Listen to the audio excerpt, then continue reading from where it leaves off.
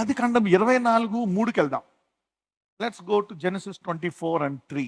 నేను ఎవరి మధ్య కాపురమున్నానో ఆ కనానీయుల కుమార్తెలలో ఒకదానిని నా కుమారునికి పెండ్లి చేయక నా స్వదేశమందున్న నా బంధువుల యొద్దకు వెళ్ళి ఇస్సాకు అను నా కుమారునికి భార్యను తెచ్చినట్లు ఆకాశం యొక్క దేవుడును భూమి యొక్క దేవుడునైన యెహోవా తోడని నీ చేత ప్రమాణము చేయించదనెను.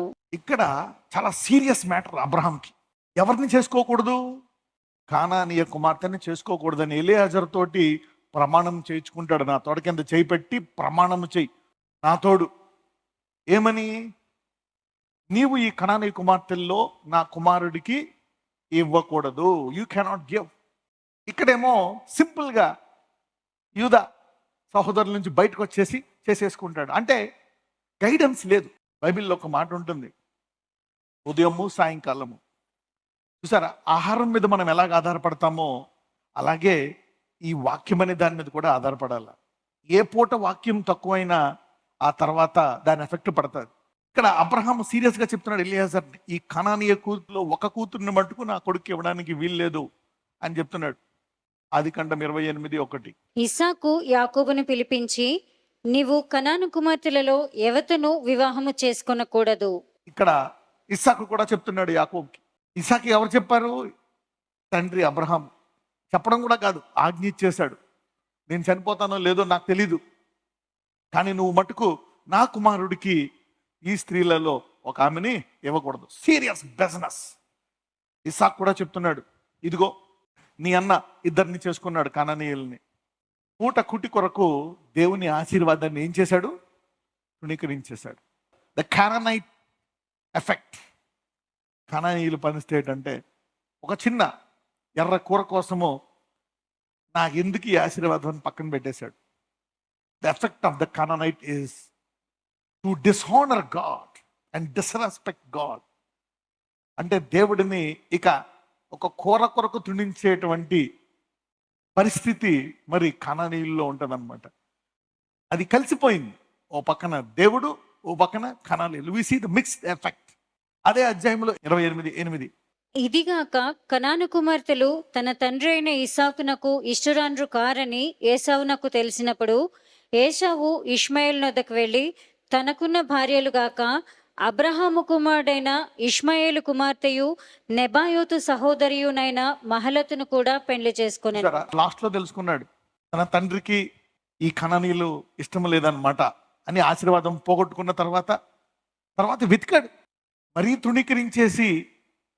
మరి ఆ కాలంలో కృపావాక్యం బోధించినప్పటికీ కూడా యేసయ్య చనిపోయిన తర్వాత కాలమా, చనిపోక ముందు కాలమా? చనిపోక ముందు కాలం. ఆయన చనిపోయి 2000 సంవత్సరాలు అయింది. కృపావాక్యం అప్పుడు బోధించబడిన అది ఎప్పుడో 10 ఏళ్ళకి ఒకసారి ఒక స్వరం వినబడేది అంతే, వారికి తెలిసిన వాక్యం.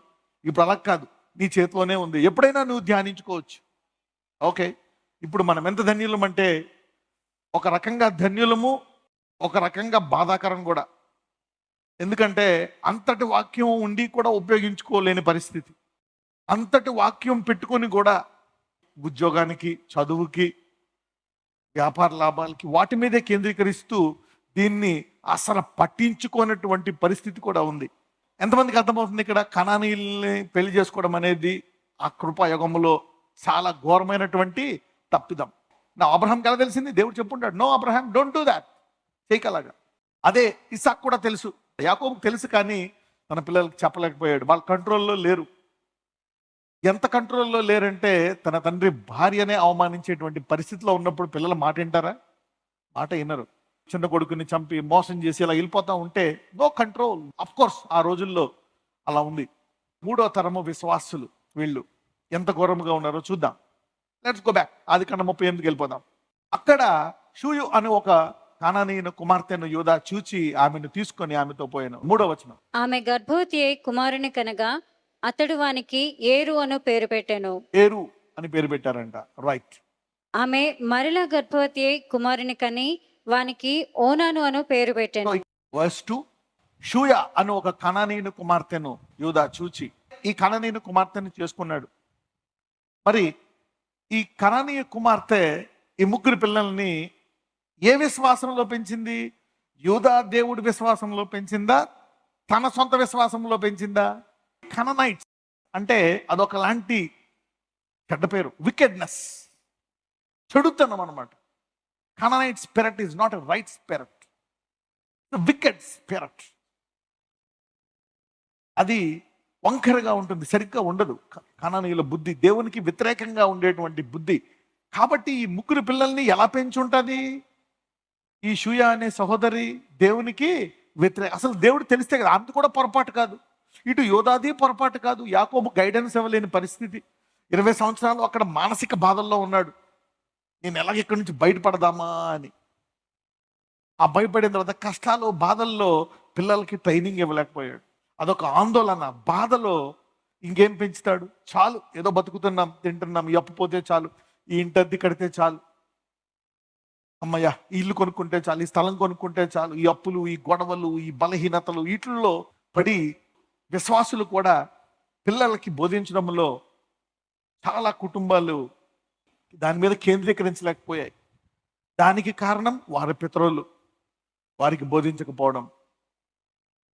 దీనివల్ల చాలా బాధలు పడ్డాయి. We see this problem. మరి ముగ్గురిని ఇలా పెంచడంతో మొదటివాడు, మరి వెళ్దాం, లెట్స్ రీడ్ వర్స్ 4. ఆమె మరలా గర్భవతి అయి కుమారుని కని వానికి ఓనాను అను పేరు పెట్టెను. ఆమె మరలా గర్భవతి అయి కుమారుని కని వానికి షేలా అను పేరు పెట్టెను. ఆమె వీని కనినప్పుడు అతడు కజీబులో నుండెను. యూదా తన జ్యేష్ఠ కుమారుడైన ఏరునకు తామారు అను దానిని పెండ్లి చేసెను. మళ్ళా కననీయునిచ్చి పెళ్లి చేశాడు. 7వ వచనం. యూదా జ్యేష్ఠ కుమారుడైన ఏరు యెహోవా దృష్టికి చెడ్డవాడు గనుక యెహోవా అతని చంపెను. బయట కనానీయులందరూ బాగానే ఉన్నారు, ఇక్కడ చనిపోయాడు. ఎందుకు చనిపోయాడు? డిసర్న్మెంట్ లేదు. Why did this happen? పోనీ యూదాకి ఏమన్నా ఐడియా ఉందా ఎందుకు ఇలా జరిగింది? 2వ కుమారుడు చనిపోతాడు, భయం వేసేస్తుంది. తర్వాత 3వ కూడా చచ్చిపోతాడు. అమ్మ తమరో నువ్వు వెళ్ళిపో, పెద్దయ్యకి ఇస్తానులే అని. పెద్దయ్యకి కూడా ఇవ్వడు. భయం, మరణ భయం పట్టుకుంది ఇప్పుడు యూదాకి. నాకు తెలిసి అందరి కుటుంబాల్లో కూడా ఈ 12 మందిలో కూడా రకరకాల బాధలు ఉండుంటాయి. ఇక్కడ యూదా గురించి స్పెషల్గా దేవుడు ఎందుకు చెప్తున్నాడంటే, అయితే మరి మనము కొత్త నిబంధనలో చూసినట్లయితే దావీదు ఏ గోత్రం నుంచి వచ్చిన వాడు అయి ఉన్నాడు? యూదా గోత్రం. యేసు ప్రభు వారు కూడా ఏ గోత్రం నుంచి వచ్చిన వారు అయి ఉన్నారు? యూదా గోత్రం. ఇక్కడ యూదా బ్యాక్గ్రౌండ్ బాగుందా బాలేదా? This background is worst. ఇక్కడ దేవుడు, ఇక్కడ యాకోబు యూదాని ఇక్కడ ఆశీర్వదించాడా ఆశీర్వదించలేదా? యాకోబు మీ జీవితాల్లో ఏం జరుగుతాయి చెప్తాననే మాట ఇక్కడ చెప్పాడా లేదా? చెప్పలే. మనం చూస్తే చనిపోవు కాలమందు యాకోబు అప్పుడు చెప్తాడు, నా కుమారులారా రండి.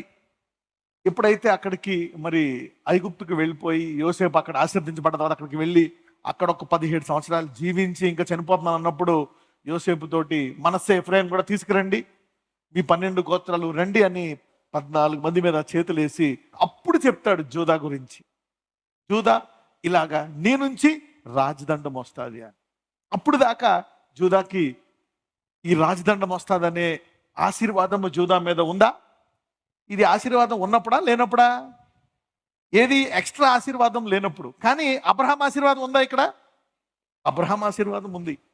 సత్యాన్ని తెలుసుకుంటే సత్యం ఏం చేస్తుంది? సత్యము విడిపిస్తుంది. నాజరేయుడైన యేసయ్య, నీవు గొర్రెలకు జీవము కాదు సమృద్ధి గల జీవనానికి వచ్చావు. Lord Jesus, you did not come just to give life but life in abundance. My lord Jesus, యూదా గోత్రం అని ఘనమైన పేరు ఇచ్చావు. అలాగే ఇప్పుడు దాకా వారి జీవము రుచి చూశారయ్యా. ఈ రోజు నుంచి సమృద్ధి గల జీవము వారికి దయచే అయ్యా. బలహీనత మీద అధికారం ఇవ్వండి. తప్పులు చేయకుండా నిలదొక్కొని నీతిగా పరిశుద్ధంగా జీవించేటువంటి కృప దయచేయండి. నాజరేయుడనే యేసుని ప్రార్థిస్తున్నాము తండ్రి, ఆమేన్.